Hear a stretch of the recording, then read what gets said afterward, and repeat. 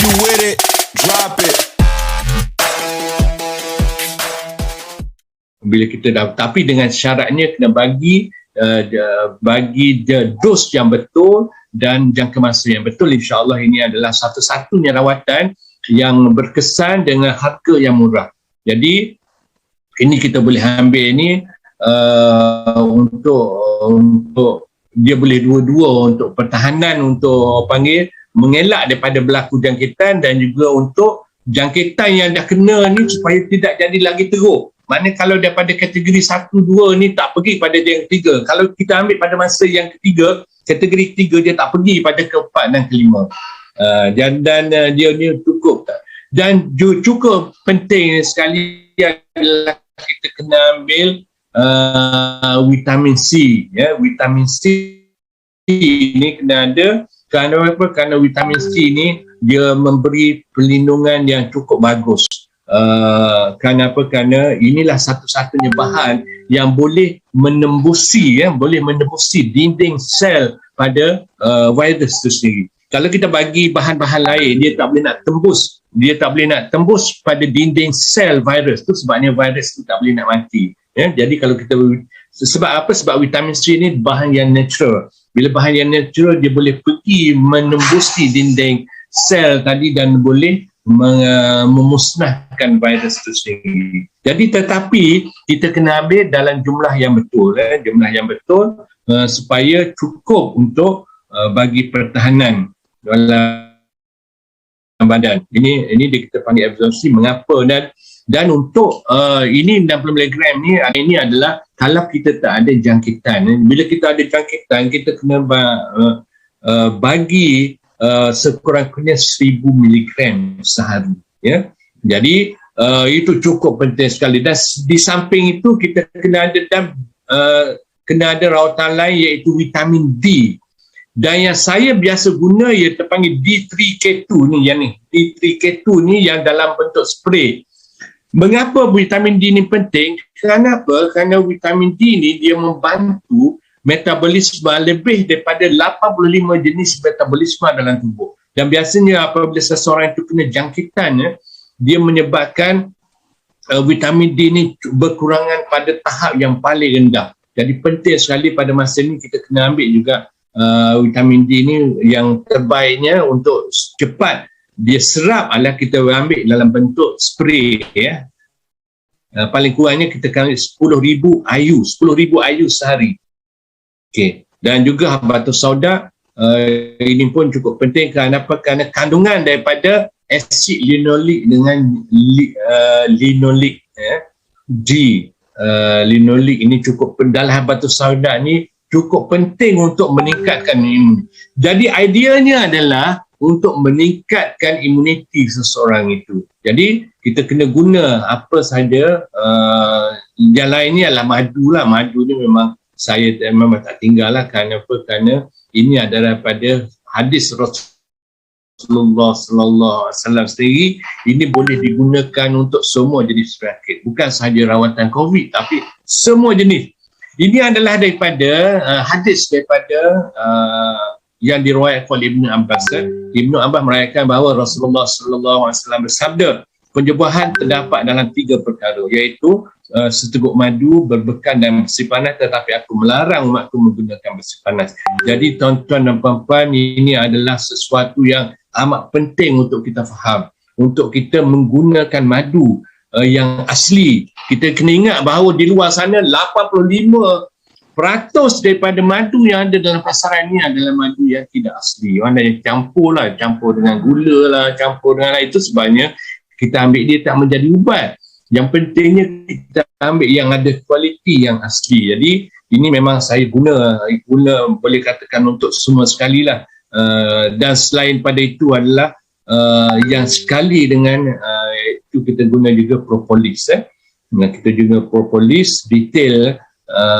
Ini propolis kita guna, dan juga yang terbaiknya kita tingkatkan metabolisme kita ni di dalam badan kita. Dengan yang pertama kita nak membersihkan usus, membersihkan usus juga dengan menggunakan, dan kemudian kita kena meningkatkan imuniti. Yang terbaiknya adalah menggunakan selain daripada Erythromycin saya sebutkan tadi, adalah menggunakan Pomastin ataupun Pomaganate dan juga Mangostin.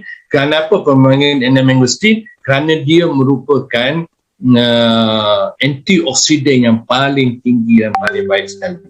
Okay. Selain daripada itu, saya nak cerita lagi tentang apa kita panggil isu-isu yang ada pada hari ini. Yang pertama sekali diet lah. Sebelum saya cerita pada lambda dan juga sebelum tu kita ada satu lagi topik. Saya dah cerita tadi kan lambda. Saya nak cerita satu lagi isu yang ramai orang tanya adalah diet. Macam mana kita nak pentingnya diet ni kita ubah sedikit diet ya. Jadi semasa seseorang itu kena COVID, saya selalu menasihatkan supaya jangan mengambil makanan yang pro-inflammatory. Pro-inflammatory ni maksudnya pada masa kita kena COVID, kan keadaan badan kita ni sudah ada inflammation, dah ada berlaku keradangan. Jadi berlaku keradangan pada badan kita yang dalam, dan dia ni keradangan ni berlaku bukan saja pada paru-paru tetapi seluruh organ. Jadi pemakanan kita pun jangan ada pemakanan yang menyebabkan keradangan tu lagi teruk. Jadi macam mana cara dia? Ini adalah yang saya nak kongsikan apa yang di-showkan dan diamalkan oleh kawan saya ni, iaitu Dr. Biswarup Chaudhry ni daripada India. Dia merawat lebih pada 1,000 orang yang kena COVID, dan dia rawat yang utama sekali ialah dengan menukar pemakanan dia.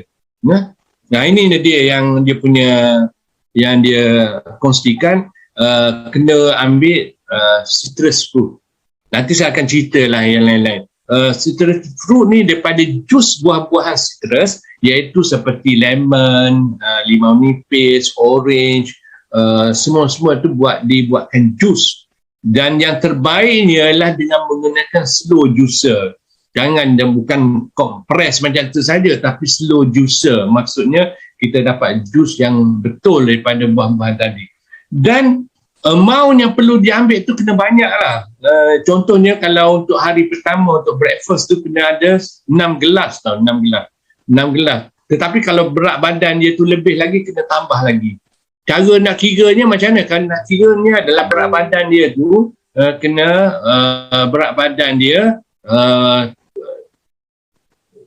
dia ni bahagi dengan 10. Contohnya kalau berat badan dia 60 kg, bagi dengan 10 maknanya 6 gelas sehari. Kalau berat badan dia tu 80 kg, 80 bagi 10 maknanya 8 gelas kena ambil. Ya? Jadi berat badan bagi dengan 10. Untuk hari pertama, hari kedua, hari ketiga, hari keempat. Itu je umum. Jadi banyak, 6 gelas citrus fruit untuk breakfast. Untuk lunch, untuk tengah hari dia kena ambil coconut ataupun kelapa muda. Air dan juga dia punya kelapa tu sendiri 6 gelas juga, dan malamnya ada kena ambil daripada tomato dengan cucumber.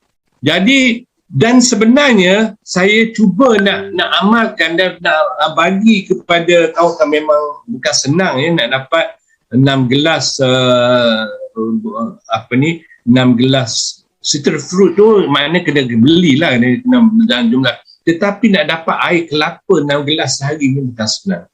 Ya. Dan jadi apa yang perlu kita buat? Jadi konklusinya ialah seperti yang saya kata tadi lah, kita kena ambil bahan-bahan, kalau tak dapat yang asli macam yang dah disediakan, itulah yang kita nak gantikan dengan aloe vera gel dengan Pomastin tadi. Ya, okey. Itu dari segi dos. Okey. Kemudian saya nak cerita sikit lagi ialah berkenaan dengan okey. Tadi dah diet semasa COVID, kemudian saya tak cerita sikit daripada vaksin. selepas jangkitan COVID. Itu penting sekali saya nak tunjukkan. Ini dia.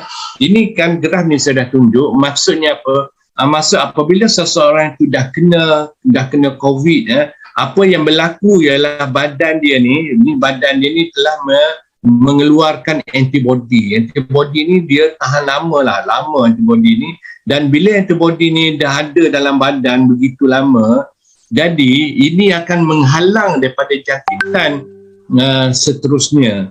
Jadi maksudnya badan dia ni dah ada membentuk antibody yang asli, ya. Antibody yang asli yang lagi tinggi sebenarnya hasilnya daripada antibody yang dikeluarkan selepas ambil suntikan vaksin tadi. Ya, kalau kita ukur lah, saya dah cakap tadi kan kita boleh ukur kan. Kalau kita ukur hasil daripada jangkitan tadi, antibody ni kita boleh ukur, dia boleh pergi pada nilai bacaan dia sampai 5,000, 6,000, 7,000 nilai dia. Tapi kalau vaksin ni cuma setakat 200, 300 saja. Jadi maksudnya pertahanan yang badan kita sediakan selepas saja vaksin tadi, selepas saja jangkitan tadi, maksudnya pertahanan dia lagi tinggi, kualiti dia lagi tinggi, dan sebenarnya kita tak perlu ambil vaksin yang immediate selepas jangkitan. Kenapa? Kerana pertahanan yang asli ni sudah ada. Jadi kalau kita nak ambil pun mungkin selepas sebulan selepas itu ataupun beberapa bulan sekarang, benda tu akan bertahan lama, ya. Jadi dia tak perlu tergesa-gesa untuk mengambil vaksin selepas jangkitan. Jadi ini yang kita nak kena faham, betul-betul faham kita punya badan. Dan apakah yang akan menentukan berapa lama ni antibody ni kekal dalam badan ni adalah pemakanan yang disebutkan tadi. Jadi kita kena sentiasa jaga badan kita ni supaya tindak balasnya bertahan lama dan supaya untuk mengelakkan jangkitan yang berikutnya. Jadi itu sebabnya yang berlaku ialah walaupun kalau kita ambil vaksin, setakat ambil vaksin sahaja, jadi itu sebabnya virus yang baru datang, vaksin ni dia tidak cover ataupun tidak disediakan untuk melawan varian-varian yang baru tadi, ya. Jadi, katalah saya dah tunjuk beberapa jenis varian yang bakal akan berlaku nanti. Maksudnya, yang berlaku nanti dia tidak, virus ni, dia vaksin yang kita ambil tu dia tidak membantu untuk melawan dia. Jadi macam mana cara nak jaga? Kita kena jaga dalaman kita. Jaga daripada itu yang berlaku ni, dia kena jaga daripada pengambilan bahan-bahan yang saya sebutkan tadilah supaya kita dapat tingkatkan imunitas kita. Okey, itu isu yang kedua kan. Kemudian ni diet dah sebut, diet semasa jangkitan COVID dah sebut. Jadi cuba kita elakkanlah semasa kena jangkitan, kalau kita nak sedia makanan ke kepada pasangan kita, janganlah pada masa kita COVID tu kita bagi makan daging ke, bagi KFC ke, bagi burger ke. Itu adalah makanan-makanan yang kita panggil ialah pro-inflammatory, menyebabkan inflammation tu lagi banyak berlaku. Jadi dia tak membantu. Jadi kita kena bagi bahan-bahan yang anti-inflammatory pemakanan. Contohnya kita bagi sup, sup sama ada mixed vegetable soup, kita bagi sup pumpkin ataupun sup labu ataupun sup-sup lain yang mana satunya senang penghazaman, yang keduanya badan kita ni tak menggunakan tenaga yang banyak untuk proses penghazaman. Contohnya kalau kita bagi makan daging ke, kita bagi daging ke, ayam ke, dia badan kita memerlukan tenaga yang banyak untuk proses penghazaman itu sendiri. Jadi sedangkan kita perlu tenaga yang banyak untuk proses penyembuhan. Jadi sebahagian besar daripada tenaga itu digunakan untuk penghazaman makanan-makanan tadi. Jadi itulah ideanya supaya kita jaga pemakanan. Ya begitu je dengan minuman yang kita nak minum. Jadi kita penting sekali kena bagi pemakanan yang begitu. Okey, vaksin selepas COVID saya dah sebut. Kemudian vaksin di kalangan kanak-kanak, kerajaan nampaknya telah membuat persediaan lah untuk bagi vaksin ni kepada kanak-kanak. Dan kita perlu ingat, kalau kita tengok pada hari ini pun kanak-kanak ni tak ramai yang kena jangkitan, dan kalau kena jangkitan pun dia cepat boleh pulih kanak-kanak. Jadi sebab apa? Sebab pertahanan badan. Dia apa-apa pergi pada pertahanan badan, imuniti badan seseorang. Jadi, dan dia kanak-kanak ni, dia tak ada terus pergi kepada kategori 4-5 seperti yang kita lihat pada orang tua. Kenapa? Kerana dah design begitu rupa, Allah design begitu rupa, terutamanya bagi mereka yang telah menyusu badan lah, bagi saudara. Dia itu adalah, dia panggil antibody yang asli, yang ada pada kanak-kanak. Satunya dia dapat antibody daripada mak dia. Yang keduanya memang pada masa kecil, pada badan kanak-kanak ni memang dia punya antibody dia tinggi. Dia mampu untuk melawan. Jadi kalau diikut dari segi risiko nak kena komplikasi daripada vaksin itu sebenarnya lagi tinggi berbanding dengan risiko nak kena jangkitan yang teruk disebabkan oleh virus. Jadi maksudnya apa? Maksudnya kita kalau macam saya seboleh-bolehnya saya tak nak bagikan apa, kerana kanak-kanak ini sudah ada bahan vaksin ataupun pertahanan semula jadi yang tinggi. Okey. Jadi itu sahaja yang saya nak kongsikan dengan tuan-tuan dan puan-puan pada hari ini. Satunya dari segi apa kita panggil varian. Tadi kita berhati-hati dengan varian, kemudian long covid dan isu-isu yang berkaitan. Jadi saya rasa itu sahaja yang ingin saya sampaikan, Nazri. Mungkin kita boleh buka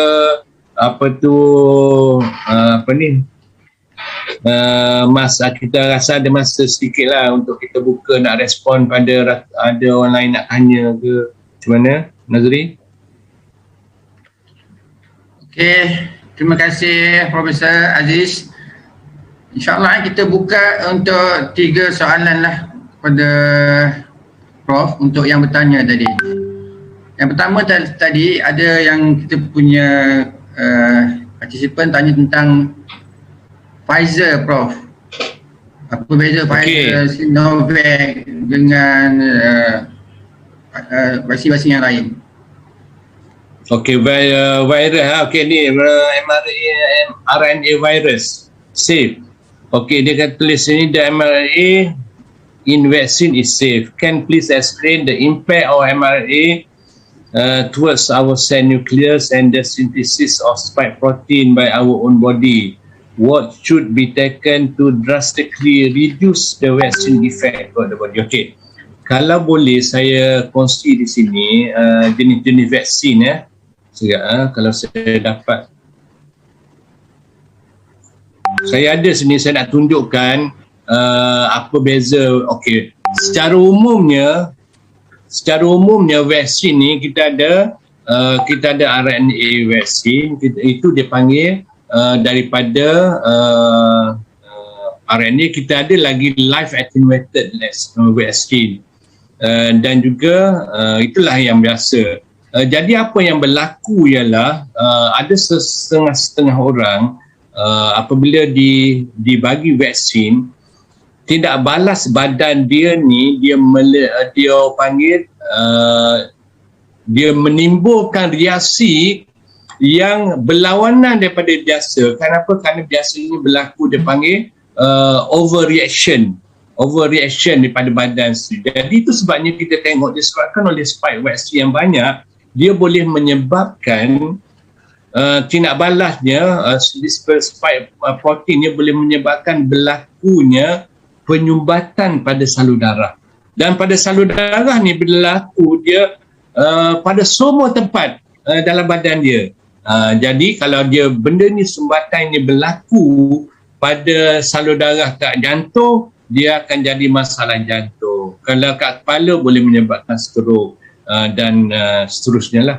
Dan itu sebabnya ramai orang yang ambil vaksin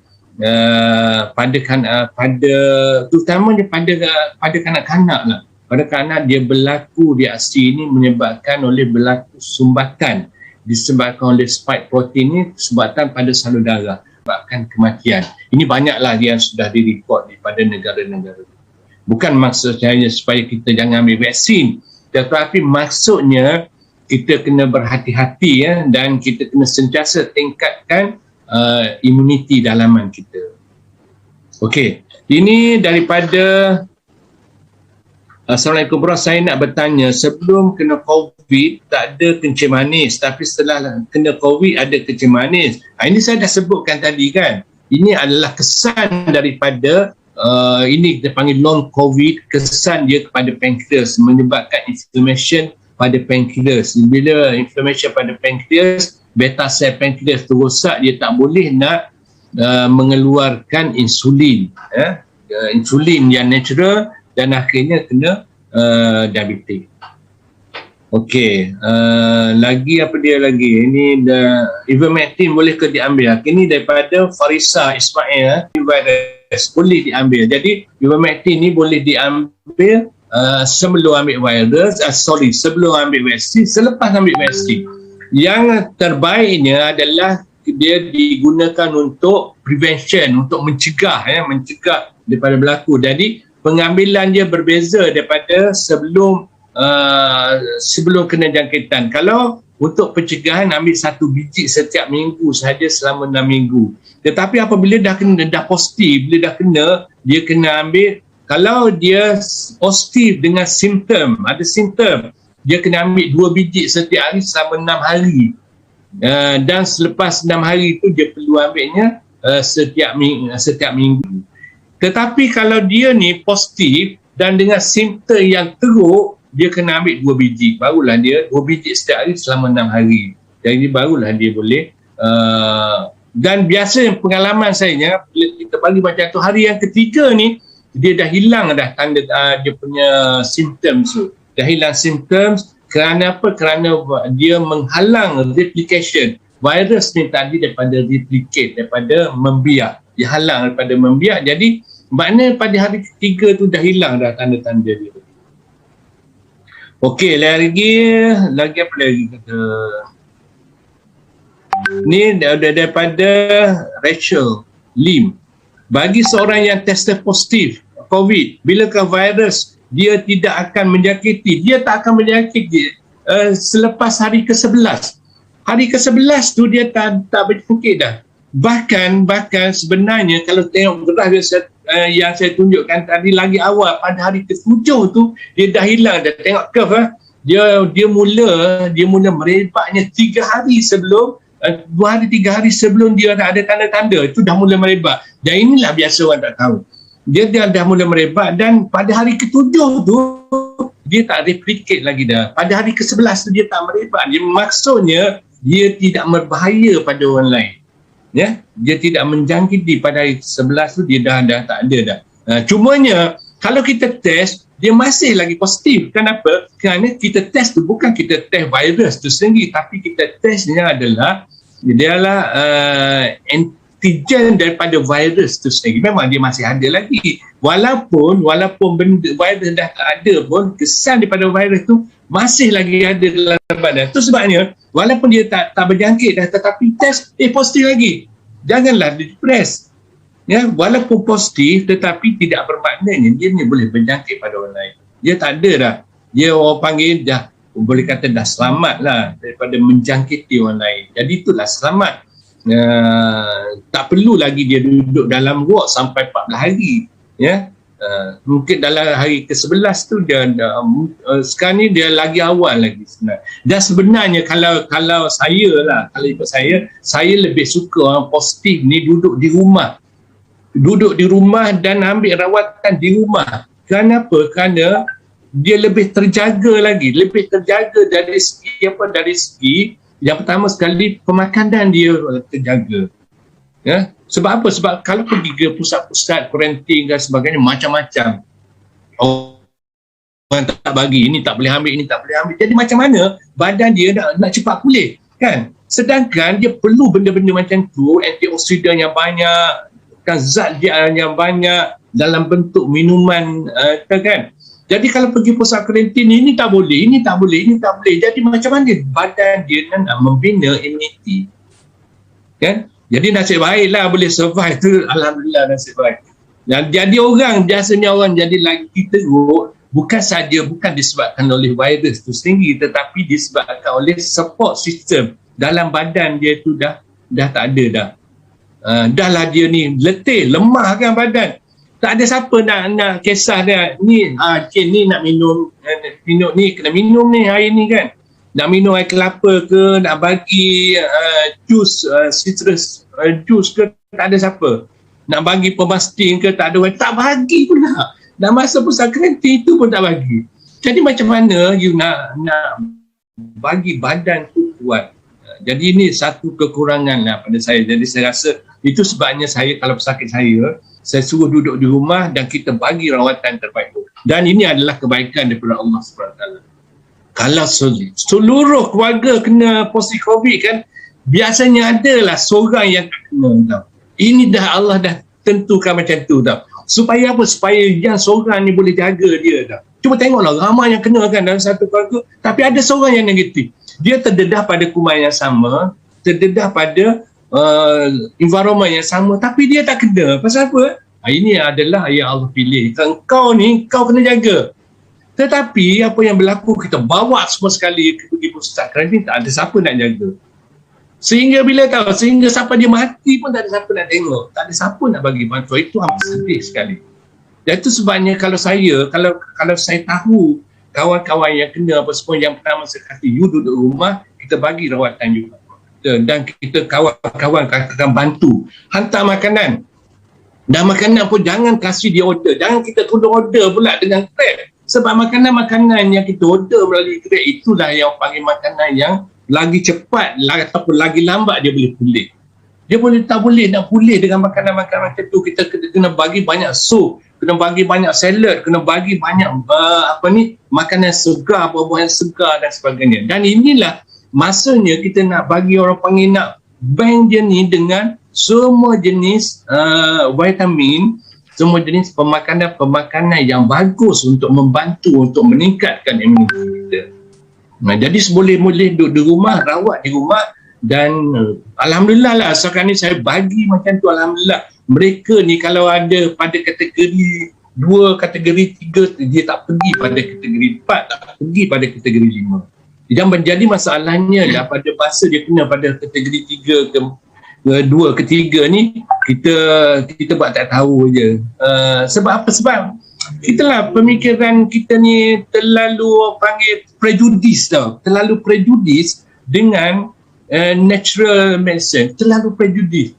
Jadi sepatutnya kita makan suplemen vitamin C, kita bagi banyak. 1000 mg dia tahu 1000 mg vitamin C kita bagi, vitamin D lagi kita bagi. Tak cukup dengan tu, kita bagi zinc lagi. Dengan sebab apa? Sebab inilah bahan-bahan yang diperlukan oleh badan apabila imuniti dia rendah. Bila imuniti rendah, dia perlukan bahan-bahan macam ni untuk tingkatkan balik keupayaan dia untuk melawan virus. Sebab apa? Sebab bila dia sudah badannya, virus ni dah rendah kan, jadi dia berlaku, dia panggil respon badan dia, imun badan dia untuk melawan dia punya antibody nak melawan bahan virus tadi. Jadi ni apa yang membantu dia? Yang membantu adalah makanan-makanan dan juga kandungan-kandungan sel yang normal tadi. Okey. Itu virus yang penyakit ni. Apa lagi Pfizer ni pernah sebut. Apakah ubat batuk yang terbaik untuk diambil jika dijangkiti? Okey. Untuk ubat batuk ni, okey. Ubat batuk yang terbaik ialah ubat daripada, bukan ubat batuk tau, tapi daripada honey, madu. Madu tadi, madu kena madu. Saya panggil fanatik lah dengan madu forever. Saya tak boleh nak cakap madu yang lain tau. Sebab itulah yang saya guna sudah beberapa tahun pun saya guna yang tu, dan saya dapati masa COVID ni pun kita kena guna yang tu. Dan apa yang kita kena buat ialah kita, kalau dia kena batuk berpanjangan, ambil madu tadi campur dengan lemon. Ya, Madu tadi campur dengan lemon, campur dengan air suam. Jadi minum yang tu saja, tak perlu guna ubat batuk lain. Sebab ubat batuk yang ada ni sebenarnya bukan bagus untuk dia sebab dia akan depress. Jadi yang dia penting kalau batuk berpanjangan ni adalah kita nak mengurangkan dia punya phlegm tadi. Jadi ini boleh dibantu dengan honey campur dengan lemon dan campur dengan satu lagi ialah habatus sauda, minyak habatus sauda. Bukannya habatus sauda dalam kapsul. Yang penting ni daripada minyak tu sendiri. Ya, jadi ini adalah ubat batuk. Kemudian daripada Niza Fauzi, ivermectin boleh diambil oleh ibu mengandung. Okey. Ibu mengandung dan yang menyusu tak boleh nak ambil. Kenapa? Kerana kita tahulah ibu mengandung ni sebab dia ada janin kat dalam tu dan janin ni dia panggil dia terlalu sensitif dengan apa-apa bahan yang terutama masa perkembangan. Jadi tak boleh nak ambil. Jadi kalau dia ni positif COVID, dia tak boleh nak ambil ivermectin. Apa yang kita kena bagi bahan yang natural, bagi vitamin C 1000 mg setiap hari. Kalau boleh 1000 mg pagi, 10 petang, ambil vitamin D yang spray yang saya sebutkan tadi, kemudian ambil madu, ambil propolis, bee pollen, royal jelly. Jadi ambil benda-benda tu semua. Itulah yang dia boleh buat. Okey. Ini lagi ini daripada Jamiah Kasar. Saya pesakit SLE, CKD tahap 5. Bagaimana saya nak menghadapi situasi wabak COVID-19 supaya dapat mengelak daripada okey. SLE dengan CKD ni tough. Memang tough lah sikit. Sebab apa? Sebab yang pertama sekali SLE, yang kedua CKD tahap 5 ni dia sedang katanya dia kena banyak berpantang makan. Ya, jangan kena banyak berpantang makan, dia tak boleh nak ambil semua jenis protein haiwan. Jadi kena ambil daripada protein daripada sumber asli, protein daripada plant based protein lah, plant based protein. Kemudian dia kena banyak ambil daripada honey. Kemudian dia punya karbo pun nak kena tukar, tak boleh nak makan daripada yang beras biasa, kena makan daripada beras daripada dia panggil bario black rice, ataupun dia ambil beras terang, ataupun dia ambil lagi daripada Bali. Jadi benda-benda macam tu. Kemudian air pun kena sukat. Yang eloknya you datang jumpa saya lah, saya bagi rawatan. Dia sebab saya special sikit lah orang CKD, dia dah CKD, SLE pula. Kalau you pergi jumpa doktor lain kata tak ada harapan awak ni kena buat dialisis sajalah, macam tu saja. Jadi saya ikhlas nak bagi tahu kalau you betul-betul nak berubat, you datang kat saya bagi rawatan. Itu saja solusi yang paling senang sekali ya. Okey. Okey, ini daripada Yuki. Lepas saya diterima vaksin first dose, saya tak ada tenaga, sangat nak tidur, makan. Itu kesan daripada, sebab apa? Apabila seorang tu kena dibagi vaksin, dia punya imuniti badannya rendah dulu sebelum dia boleh sebelum dia membentuk antibody. Jadi rendah. Jadi itu jadi rendah. Jadi macam mana caranya? Jadi kalau suplemen ni saya nak sebutnya, you kena ambil macam yang healthy triangle yang saya sebutkan tadi lah. Yang pertama sekali nak kena bersihkan usus, guna aloe vera gel, kemudian guna madu, kena guna Arctic Sea, kena guna Permastrin. Yang penting sekali nak bagi tenaga ialah kena guna Atralite. Kena ambil Atralite satu skop saja sebelah pagi, dan honey jangan lupa. Jadi itu saya rasa boleh. Kalau buat macam tu, insya-Allah lah dapat selamat. Ini daripada Rosdan Rosdan Aunihami. Anak saya ada masalah kesihatan kronik. Apa penjagaan Islam untuk dia? Perlu vaksin atau konsisten suplemen? Sebab dia tak ada makan ubat sakit jantung. Apa? Ubat apa? HPTL? Hospital. Okey, jadi dia katanya dia sakit kronik lah. Tak tahu sakit apanya. Okey, jadi yang risiko tinggi lah, saya boleh sebutkan memang risiko tinggi untuk terkena jangkitan ataupun nak kena komplikasi daripada vaksin itu sendiri. Jadi ini nak kena tengok lah dia punya kalau dia ni tak ada masalah autoimun, dia boleh dibagi vaksin, tak ada masalah. Cumanya nak kena pesa betul-betul lah apa masalah yang sebenar ya. Okey, ini daripada Umi Arisa. Ini apa dia cakap ni, saya dan suami sudah selesai 2 dos suntikan vaksin. Alhamdulillah kami hanya mengalami gejala ringan iaitu mengantuk saja. Mungkin saya dan suami amalkan produk Forever. Itu memang betul lah. Okey, ini lagi apa dia daripada Campbell Choi. Ivermectin belum diluluskan lagi oleh KKM. Kalau ambil kena sendiri tanggung side effect. Masih dalam clinical test. Bulan September baru ada result.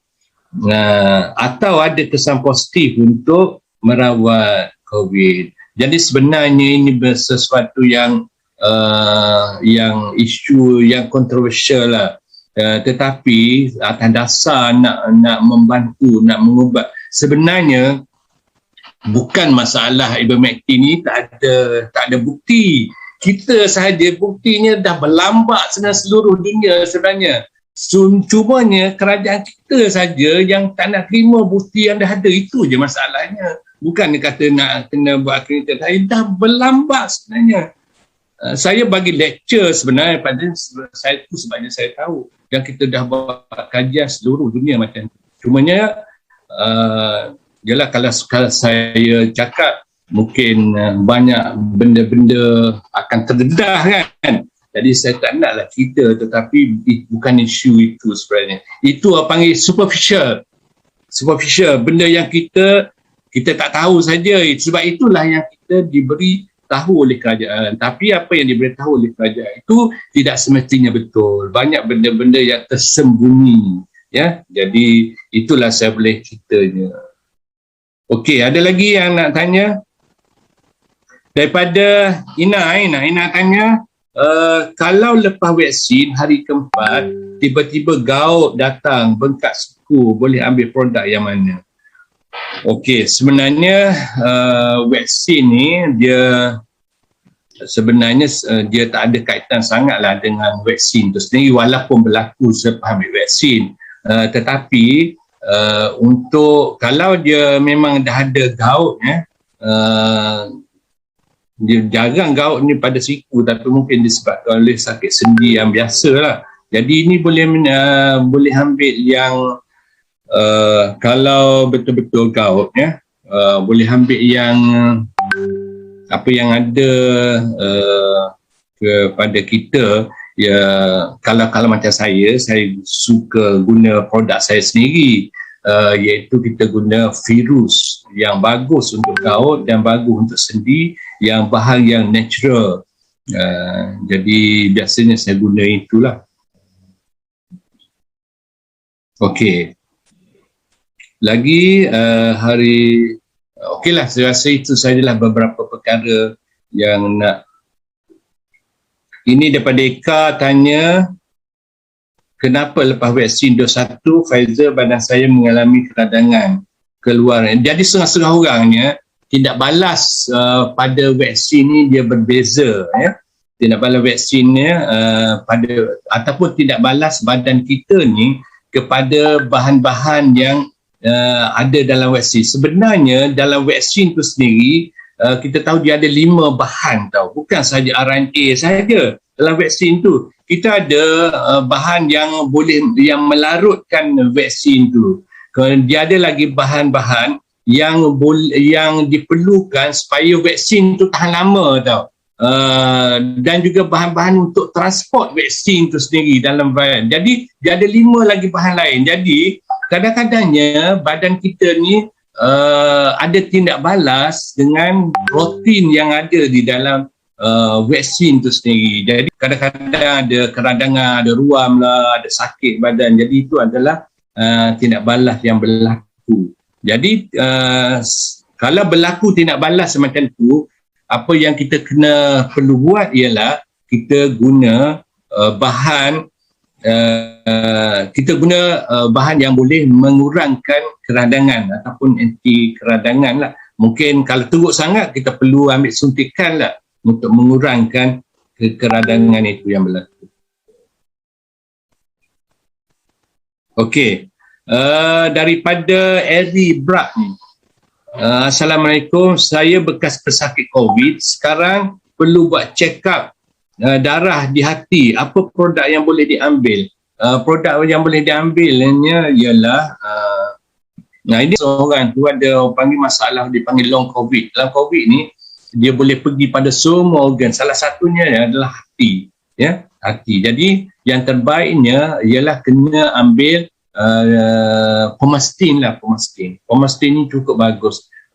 Pomastin, kemudian ambil honey, ambil propolis juga.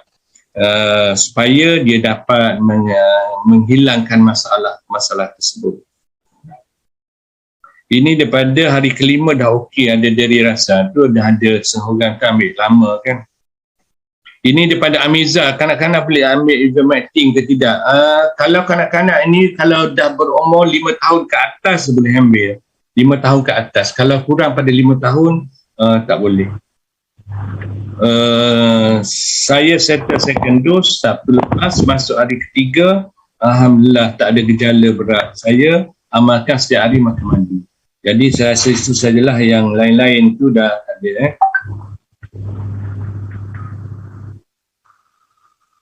Okey. Jadi saya rasa itu sajalah yang dapat saya kongsikan dengan tuan-tuan dan puan pada hari ini. Saya ucapkan ribuan terima kasih pada semua yang hadir, pada semua yang bagi soalan, yang bagi pandangan. Semoga perkongsian sedikit itu memberi manfaat pada tuan-tuan dan puan-puan, dan saya mendoakan tuan-tuan dan semua dalam jagaan Allah SWT. Dan perlu diingat bahawa kita perlu jaga, walaupun kita sudah ambil vaksin 1 dan 2, dos 1 dan 2, ataupun ada orang yang tambah lagi dos yang ketiga, tapi kita kena ingat bahawa kena jaga dalaman dan juga luaran. Dalaman tu kena sentiasa kekal dengan pengambilan antioksidan yang kita amalkan yang biasa. Yang luaran pula kena pakai mask, kurangkan pertemuan dengan orang luar, penjarakan sosial seperti biasa, dan juga kena mengharapkan kepada Allah SWT. Dan kita kena ingat, walaupun kita dah jaga, dah ambil semua sekali tu, semua suplemen kita ambil, kita ikut SOP, dan kadang-kadang kita masih lagi kena virus. Dan kita ingat bahawa Allah SWT kuasa, dia boleh bagi pada orang yang dia nak bagi. You jaga macam mana pun, kalau dia nak bagi, dia bagi juga. Kita terima sajalah dengan reda. Yang pentingnya kita ikut amalan yang seperti dan ditunjukkan oleh Rasulullah SAW. Itu sahaja. Wabillahi taufiq wal hidayah. Wassalamualaikum warahmatullahi wabarakatuh. Waalaikumsalam warahmatullahi wabarakatuh. Terima kasih kita ucapkan penghargaan kepada Profesor Aziz di atas kongsian untuk kesihatan yang panjang lebar. Kita bersama Prof. 1 jam setengah. Sama-sama kita mendapatkan banyak kepada anda. Hari ini kita dapat 1K achievement luar biasa, menampakkan benda yang kita dapat dan kita kongsikan kepada mereka di luar sana yang sempat masuk dalam Zoom. Perkongsian juga kita semua kepada masyarakat. Sebab di luar sana ramai yang bermasalah. Hari ini yang ada kemurungan, ada yang masalah depression. Satu customer saya datang berbekam kepada saya, katanya, Ustaz tolong saya dah pergi hospital, saya lupa ram, saya dah pergi. Tapi hari ini ada orang kata, cubalah berenang. Masalah ni apa? Maksudnya dia dalam keadaan kemurungan. Kenapa? Saya tanya kenapa? Kerana saya punya